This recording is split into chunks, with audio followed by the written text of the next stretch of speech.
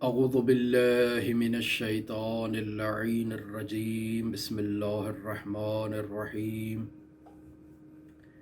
الحمد للہ رب العالمین الصلاة والسلام علی اشرف الانبیاء والمرسلین وعلی آلہ الطیبین الطاہرین المعصومین الذین اذہب اللہ عنہم الرجس وطہرہم تطہیرا اما بعد قال اللہ تبارک و تعالی فی القرآن الکریم بسم اللہ الرحمن الرحیم ولا تہنوا ولا تحزنوا وانتم الاعلون ان کنتم مؤمنین۔ عزیزان محترم، ہماری آپ کے ساتھ گفتگو حضرت امام حسن عسکری علیہ آلاف التحیت والثناء کی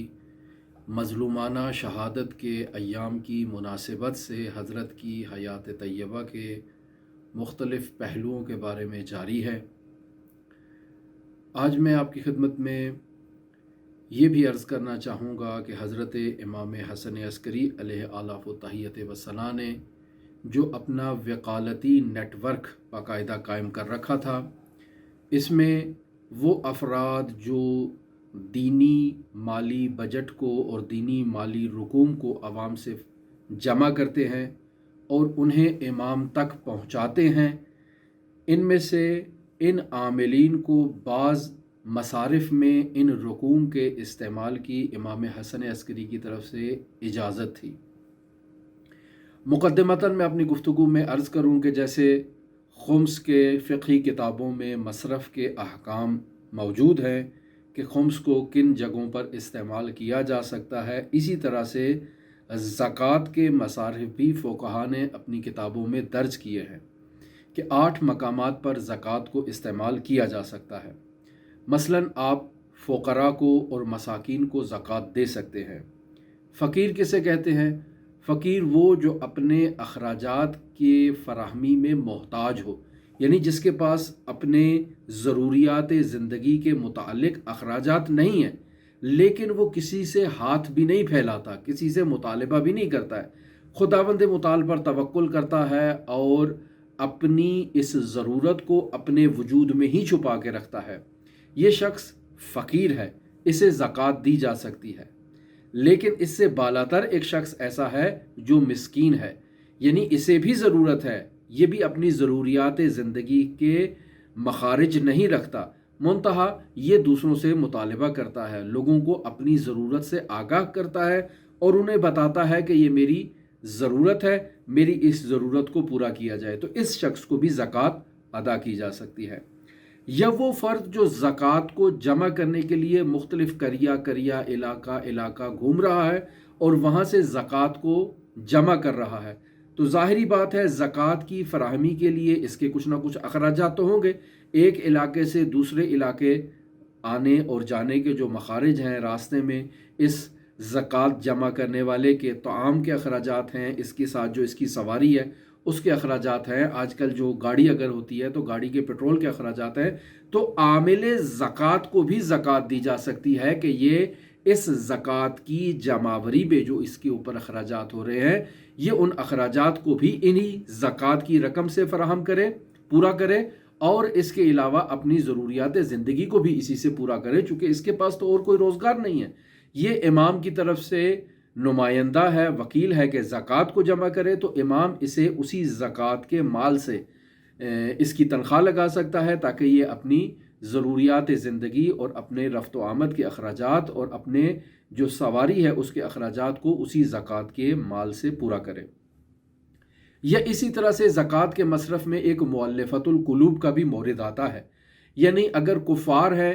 تو آپ ان کفار پر زکوٰۃ کو مصرف کر رہے ہیں، استعمال کر رہے ہیں اس غرض سے کہ ان کا دل اسلام کے لیے موم ہو جائے، جب آپ ان کو پیسہ دیں گے تو ان کا دل نرم ہو جائے گا، یہ اسلام کے لیے اچھی سوچ رکھیں گے، مسلمانوں کو تکالیف نہیں پہنچائیں گے اور رفتہ رفتہ اسلام قبول کر لیں گے، لہٰذا ان لوگوں کو بھی زکوٰۃ دی جا سکتی ہے۔ مؤلفۃ القلوب ہی کے زمرے میں ایسے کمزور عقیدہ افراد بھی آتے ہیں جو اعتقادی اعتبار سے کمزور ہیں، مضبوط نہیں ہیں، آپ زکوٰۃ کو مصرف کرتے ہیں تاکہ ان کے اعتقادات مضبوط ہو جائیں، یعنی ایک مرتبہ خود انہیں زکوٰۃ دے رہے ہیں تاکہ ان کے دلوں میں اللہ اور اللہ کے رسول پر عقیدہ مضبوط ہو جائے۔ یہ جان لیں کہ اسلام کا مالی سسٹم جو ہے وہ ہم لوگوں ہی کے لیے ہے، یعنی اگر اسلام ہم سے کچھ رقم لے رہا ہے تو اسے ہمارے ہی اوپر خرچ کرنے کے لیے لے رہا ہے، لہٰذا جب آپ ان کی ضروریات زندگی کو پورا کریں گے، یہ کمزور عقیدہ ہے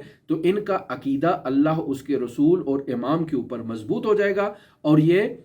پختہ ارادے کے ساتھ اور پختہ اعتقاد کے ساتھ اسلام کی طرف بڑھیں گے۔ ایک مرتبہ یہ ہے کہ آپ ان کے لیے اسی زکوٰۃ کی رقم سے مبلغ فراہم کرتے ہیں تاکہ وہ جا کر ان کے اوپر تبلیغ کرے اور انہیں اسلام کی اہمیت سے آگاہ کرے، اسلام کے مسائل سے، اسلام کے احکام سے اور اسلامی تعلیمات سے ان کو آگاہ کرے اور ان کے اعتقادات کو مضبوط کرے۔ بس یہ بھی مؤلفۃ القلوب کے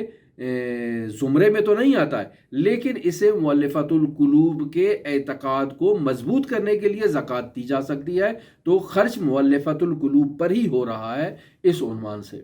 پھر اس کے علاوہ قدیم زمانے میں غلام تھے، کنیزیں تھیں جو باقاعدہ اپنے مولا سے ایگریمنٹ کرتے تھے اپنی آزادی کے لیے، تو اگر ایسا کوئی رقاب، ایسا کوئی غلام اس زمانے میں جو تھا، آج کل تو اس کا مصرف نہیں ہے، اس زمانے میں تھا تو اس کے اوپر بھی زکوٰۃ مصرف کی جا سکتی تھی تاکہ یہ اپنے مولا کو اپنی رقم فراہم کرے اور آزادی کے سامان اس کے لیے مہیا ہوں۔ اس کے علاوہ وہ مقروض شخص جس کے پاس قرض کی ادائیگی کے لیے رقم موجود نہیں ہے، اسے بھی زکوٰۃ دی جا سکتی ہے، چونکہ یہ آبرومند ہے، اس نے قرض لیا ہے، اب قرض کو ادا نہیں کر سکتا تو یہ اس زکوٰۃ کی رقم کو امام سے وصول کر کے قرض کی ادائیگی کرے۔ آخری مورد جو سیکنڈ لاسٹ مورد ہے وہ سبیل اللہ ہے، یعنی سبیل اللہ میں بھی زکوٰۃ کو استعمال کیا جا سکتا ہے، یعنی تمام وہ موارد جن جگہوں پر زکوٰۃ کے استعمال سے اللہ راضی ہو وہاں پر زکوٰۃ کو استعمال کیا جا سکتا ہے۔ اس سبیل اللہ کے مصادیق میں مساجد کی تعمیر، ہاسپٹلز کی تعمیر یا پلوں کی تعمیر، یا اسی طرح ایسے نوجوانوں کی شادیاں کروانا کہ جو روزمرہ زندگی میں مشکلات کا شکار ہیں، ان کے پاس پیسے نہیں ہیں شادی کرنے کے لیے، تو انہیں زکوٰۃ دی جا سکتی ہے تاکہ یہ شادی کریں، اپنا گھر بسائیں، اپنی زندگی گزاریں اور ایک کامل انسان کی حیثیت سے معاشرے کے اندر وارد ہوں۔ یا وہ مومنین جو دنیا سے رخصت ہو گئے ہیں، ان کا کوئی وارث نہیں ہے جو انہیں دفن کرے، ان کے پاس اخراجات نہیں ہیں ظاہر ہے، تو ایسے میں امام زکوٰۃ کے اموال سے اس کی تدفین کے اوپر بھی اخراجات کر سکتا ہے، اللہ اس سے راضی ہے۔ اور ایک اہم مورد جو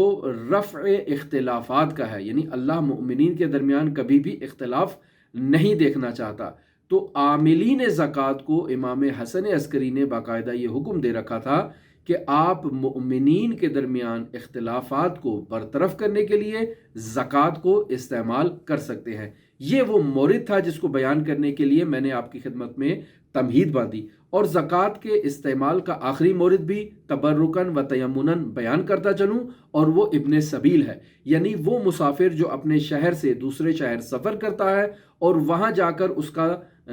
مال جو ہے، متاع جو ہے وہ ختم ہو جاتی ہے، اب اس کے پاس اتنی رقم نہیں کہ یہ اپنی جیب سے اس رقم کو نکالے اور اپنی ضروریات زندگی کو پورا کرے، تو ایسے میں اسے زکوٰۃ سے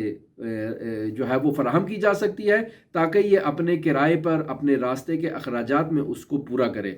تو یہ وہ 8 موارد ہیں جنہیں فقہا نے باقاعدہ فقہی کتابوں میں ذکر کیا ہے کہ جن میں زکوٰۃ کو استعمال کیا جا سکتا ہے، اور ہمارا شاہد مثال اور ہمارا مورد گفتگو یہی مورد تھا کہ امام حسن عسکری علیہ آلاف و تحیت و ثنا نے مؤمنین کے درمیان پائے جانے والے اختلافات کو برطرف کرنے کے لیے عاملین زکوٰۃ کو یہ تاکید کر رکھی تھی کہ وہ یہ شرعی رقوم ان مؤمنین اور ان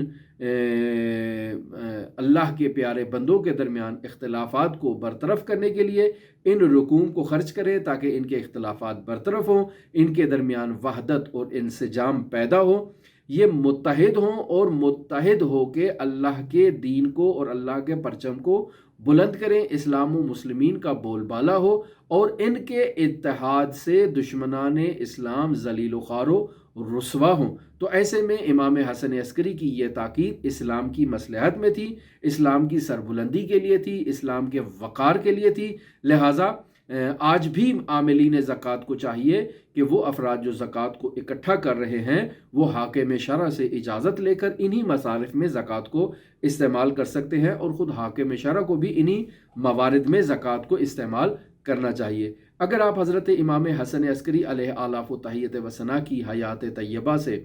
نقل شدہ گفتگو کو سننے میں دلچسپی رکھتے ہیں تو آپ ہمارے ساتھ رہ سکتے ہیں۔ اللہم صلی علی محمد و آل محمد و عجل فرج قائم آل محمد۔